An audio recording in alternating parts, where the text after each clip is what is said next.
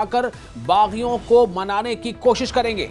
तो चंडीगढ़ से बड़ी खबर यह है कि जितने भी बागी नेता हैं उन सभी को मनाने का दौर अब शुरू हुआ है। उन सभी से बातचीत की जाएगी, उन सभी को मनाने का प्रयास किया जाएगा। उन सभी को किस तरह से पार्टी के हक में उन्हें वापस लाया जाए, उनकी जो बैठ है, उनका जो प्रभाव है, उसे किस तरह से पार्टी के हक में उसका इस्तेमाल किया जाए, इसके लिए पहले मान मनोबल का दौर शुरू होगा। और मान मनोबल का ये दौर शुरू हो गया है। हरियाणा में बीजेपी के बड़े नेता इस तरह की कोशिश पे लगातार अब जुट जाएंगे। धर्मेंद्र प्रधान, विप्लव देव, अरुण सिंह और कार्यवाहक सीएम अलग अलग स्थान पर जाएंगे और बागी को बनाने की कोशिश करेंगे। इस खबर पर और ज्यादा जानकारी के साथ जुड़ रहे हैं हमारे रिपोर्टर अंकित दुदानी। अंकित, ये कितना अहम है और एक ऐसे समय में कि अब जो है कहीं से कोई रास्ता नामांकन का नहीं बचा, तिथि जो है वो गुजर चुकी है, लेकिन जो नाराजगी है ऐसे नेताओं की जो की लीडर्स माने जा सकते हैं, उन लीडरों के नाराजगी को दूर करना, उन्हें मना लेना, ये क्यों जरूरी है और उसके लिए क्या प्रयास किए जा रहे हैं बीजेपी की तरफ से आज? बिल्कुल, आज भारतीय जनता पार्टी की तरफ से अगर बात की जाए तो बड़े बड़े नेता मैदान के अंदर उतर रहे हैं। उसमें विप्लव देव का नाम है, उसमें धर्मेंद्र प्रधान का नाम है, उसमें कार्यवाहक मुख्यमंत्री नायब सैनी का नाम है, उसमें अरुण सिंह का नाम है, मनोहर लाल जो पूर्व मुख्यमंत्री हैं वो फोनों से संपर्क कर रहे हैं, क्योंकि बीजेपी से बागी होकर जो चुनाव लड़ रहे हैं वो कहीं ना कहीं भारतीय जनता पार्टी के लिए एक मुसीबत का सबब बन रहे हैं। और ये भारतीय जनता पार्टी भी जानती है। केवल भारतीय जनता पार्टी नहीं है, कांग्रेस में भी ऐसे ही लोग हैं, लेकिन आज भारतीय जनता पार्टी के बड़े बड़े जो नेता हैं वो निकल रहे हैं। हमने देखा कि विप्लव देव जो हैं वो 12 बजे शशि परमार के घर पहुंचेंगे भिवानी के अंदर, फिर उसके बाद डिप्टी स्पीकर जो रही थी संतोष यादव, उनके घर पहुंचेंगे।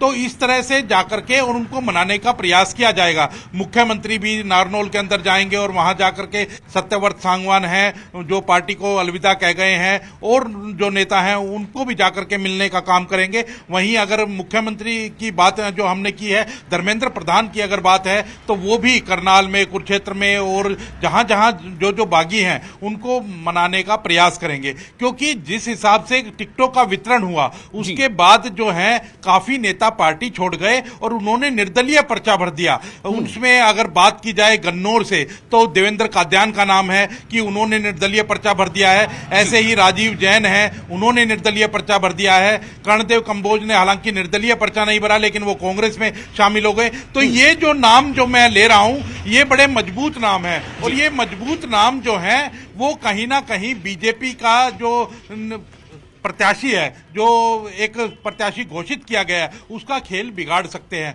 तो इसीलिए मान मनोबल का दौर शुरू हुआ है। लेकिन कुछ जो लोग हैं वो तो आगे बढ़ चुके हैं और वो अब पीछे नहीं आएंगे। जैसे कि रतिया की बात करें, लक्ष्मण नापा की, वो कांग्रेस में शामिल हो चुके हैं, वो आगे बढ़ चुके हैं। सुखविंदर मांडी की बात करें, वो कांग्रेस में शामिल हो गए हैं। दादरी से अगर बात की जाए, बारडा से वो पूर्व विधायक थे।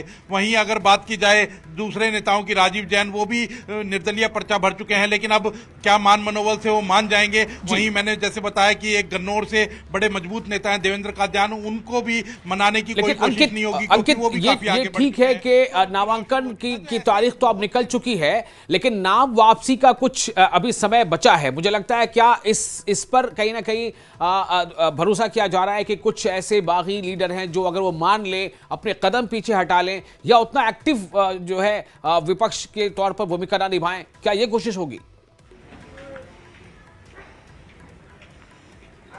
बिल्कुल, इसमें कोई दो राय नहीं है, क्योंकि कल का दिन जो है वो इसी काम के लिए है। कल अगर नाम किसी को वापस लेना है तो कल आखिरी तारीख है, नामांकन वापस लिया जा सकता है। और इसीलिए आज जो संडे का दिन है वो पूरा दिन जो नेता हैं इन्हीं बागियों को मान मनोबल में लगाने वाले हैं। और इसमें से कितनों के वो सिरे चढ़ पाता है, कितनों को मना पाते हैं, जो कि आगे फेवरेबल उनके लिए हो पाएगा, उनके लिए फायदेमंद हो पाएगा, वो अभी देखना होगा। लेकिन कोशिश जो है वो नेताओं के द्वारा की जा रही है। जी। तो अंकित, ये एक बड़ी बात हो गई। क्या आपको, चूंकि ऐसा नहीं है कि दूसरी पार्टी कांग्रेस जो है उसके अंदर वहां ये चीज नहीं हुई है, वहां भी काफी जो है बीजेपी से भली थोड़ा कम रहा हो, लेकिन वहां भी नाराजगी के सुर देखे, वहां भी बगावती तेवर दिखे, तो क्या कांग्रेस की तरफ भी ऐसी कोई कोशिश चल रही है?